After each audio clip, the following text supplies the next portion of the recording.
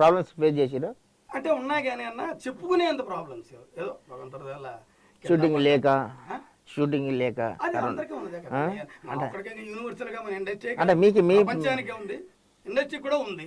But దాని ఆటుపోట్లు అంటారా ఉంటాయిందన్న తెలియదు ఏమన్నా ఎవరికి తెలియదు ఇందులో మొహమాటలు అప్పులు తెచ్చో బంగారాలు తాగట్టెట్టుకున్నాం ఏదో చేసో గంటేసాం పర్వాలేదు పర్వాలేదండి. In the sense okay going. నెలకి ఎన్ని రోజులు జరుగుతుంది షూటింగ్ సినిమాని? నాకు అలానే ఉందన్న. 23 రోజులు కూడా చేయొచ్చు, ఒక రోజుల్లో 6 రోజులు చేయొచ్చు, ఒక నెలలో 6 రోజులు చేయొచ్చు, ఒక నెలలో 10 రోజులు చేయొచ్చు, ఒక నెలలో 20 రోజులు. అది మనం పలానా అని చెప్పలేం కదా. ఎందుకంటే దానికి ఒక రీజన్ కూడా ఉంది. ఒకప్పుడు పూర్తి టీవీ ఆర్టిస్ట్ నేను, అప్పుడు నేను చెప్పగలిగేవాడిని. ఓ 2 ప్రాజెక్టులు పట్టుకుంటే నీకు యావరేజ్ ఈ ప్రాజెక్ట్ ఈ వారం ఎన్ని రోజులు వస్తుంది, ఈ ప్రాజెక్ట్ ఈ వారం ఎన్ని రోజులు వస్తుంది, బ్లా బ్లా బ్లా అని ఫైనల్గా ఒక యావరేజ్ పర్సంటేజ్ చెప్పచ్చు. ఇప్పుడు నేను సినిమాలకి ఎక్కువ ప్రిఫరెన్స్ ఇచ్చుకుంటూ టీవీలు కూడా చేస్తూ వైఏ మీడియాకి వెళ్తున్నా. అంటే కొంచెం సినిమాలకు టీవీలు తగ్గించి సినిమాలు ఎక్కువ ఇచ్చేస్తున్నా. దానివల్లనే కరెక్ట్గా మనం చెప్పలేము. సినిమా ఇండస్ట్రీలో మీకు కాదు, ఈ సినిమా ఇండస్ట్రీలో మీకు గాడ్ ఫాదర్ అనే వారు ఎవరు ఉన్నారా? ఉన్నారన్న. ఎవరు పేరు చెప్పు. నాకు గాడ్ ఫాదర్స్ ఉన్నారన్న. ఎందుకంటే ఈవెన్ అందరూ ఇంటర్వ్యూలో చెప్పేది మళ్ళీ చెప్తున్నాను. ఈవెన్ నాకు మెగా బ్రదర్ నాగబాబు గారు, అలాగే the great Guinness book world record Brahmanandam గారు, వాళ్ళు ఇరువురు నాకు గాడ్ ఫాదర్స్. నా 2 కళ్ళు ఆకెళ్ళ అనే సినిమా శరీరానికి 2 కళ్ళు ఉన్నారంటే ఫస్ట్ నాకు జన్మనిచ్చిన తల్లి తర్వాత వాళ్ళిద్దరు. భార్య పిల్లల సంగతి చెప్పండి. వాళ్ళు ఏం చేస్తున్నారు? నా భార్య హౌస్ వైఫ్ అండి, హౌస్ మేకర్, ఇంట్లోనే ఉంటారు. పిల్లలు చదువుకుంటున్నారు. అంటే 2 ఆడపిల్లలా 2 మగ పిల్లలా? 2 మగ పిల్లలు. ఇక్కడ ఉన్నది ఎక్కడ? ఇక్కడ లోకల్ హైదరాబాద్ లోపల. హైదరాబాద్ లోకల్ ఎక్కడ? హైదరాబాద్ సికింద్రాబాద్? హైదరాబాద్ సీట్ పక్క ఇండస్ట్రీకి దగ్గరలోనే. ఓకే. ఇల్లు ఏం కొనుక్కోలేదు ఇంకా? మొత్తానికి 2 ఏళ్ళ వల్ల ఆస్తిపాస్తులు ఇంకా కొంచెం తగ్గి? 2 ఏళ్లే కాదండి, అంతకుముందు కొంచెం హెల్త్ ప్రాబ్లం ఒకటి వచ్చింది నాకు. ఓకే.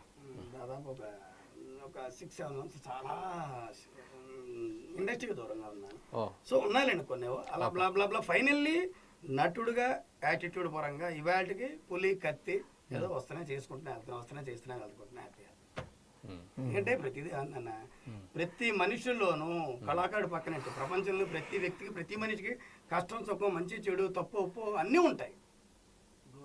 కొన్ని మంచి అవుతాయి, కొన్ని చెడులు అవుతాయి. సో అవన్నీ పక్కన పెడితే ఫైనల్లీ ఒక నటుడుగా యాటిట్యూడ్ పరంగా ఇవాళకి కోట్ల రూపాయలు ఆస్తి సంపాదించినట్టే నేను. ఎందుకంటే ఎక్కడికి వెళ్ళినా ఒక ఫోటో వెళ్ళిందంటే ఈయన తెలియపడి తెలుసు కదా, వేషం ఇద్దాం అబ్బా, ఈయన బాగా చేస్తాడు రా, ఈయనక ఇది ఇద్దాం, ఇది ఇద్దాం, ఆ దాకా వచ్చారు. మాకు ఎలాగ వచ్చిందంటే వీడ పక్కన పెట్టా ఇంకోటిది అట్లా వచ్చింది మా స్టేజ్.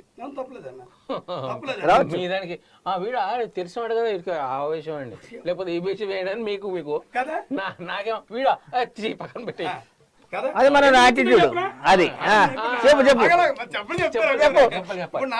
మీరే గ్రేట్ కదా, పక్కన పెట్టి అంటున్నారు. కమింగ్ టు ద పాయింట్ మీరే గ్రేట్. అంటే చెప్తారు ఏదైనా ఎందుకు గ్రేట్ అంటే వీడు ఇలా ఫోటోలు వస్తూ ఉంటే నా ఫోటో చూస్తే నా ఫోటో దగ్గర అవుతారు, వీడ బాగా చేస్తాడు, ఈ పక్కన పెట్టుకుంటారు. ఇలా వచ్చి ఇలా అప్పుడు అమ్మో అని నీ ఫోటో దగ్గర ఎలర్ట్ అవుతారు. అంటే నాకన్నా కూడా నువ్వు చాలా గుర్తులో ఉన్నావు, చాలా ఐడెంటిఫికేషన్, నీ దగ్గర ఎలర్ట్ అవుతారు. నా దగ్గర యాక్టివ్ అవుతారు కానీ నీ దగ్గర ఎలర్ట్ అవుతారు.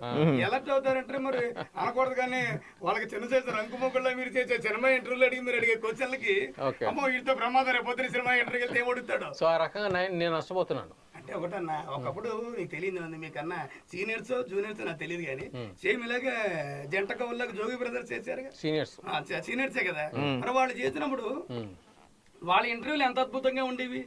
ఒక యాంకర్లు కదా, నేను యాంకర్నే, మీరు యాంకర్లే, మన యాంకర్. వాళ్ళు ఎంత వరకు చేసేవారు, ఎంత ఎక్స్ట్రీమ్కి వెళ్ళారు అప్పట్లో మీకు తెలుసు. ఫైనల్ గా వాళ్ళు ఎంతవరకు సినిమాల పరంగా వాళ్ళు ఫేస్ చేశారన్నది వాళ్ళకి తెలుసు, మీకు తెలుసు, నాకు తెలుసు. మనం ఏం చెప్పాలి, వాళ్ళకి తెలుసు. సో అది ప్లస్ మైనస్ అంటే ఆర్టిస్టులుగా ప్లస్సే. ఇక కెరీర్ పరంగా అంటారా ఒక్కొక్కడు ఆలోచన విధానం పరంగా ఉంటాం. ఇప్పుడు నీది ఉందనుకో అన్న, వీళ్ళు ఇప్పుడు యాంకర్గా ఉన్న కూడా దాసన్న సత్య అన్న, ఇప్పుడు ఇక్కడ ఏం ఉడుతారో ఏంటో ఎందుకు వచ్చినా కూడా సర్లే ఆలోచించాలి. అలా ఉండదు, ఆకేళ్ళ ఆయన పని చేస్తాడు, ఆ ప్రకాశ్ రాజ్ బియ్య పడదబ్బండి నా తీసేయండి అన్నట్టు ఆటోమేటిక్గా వెళ్ళిపోతారు.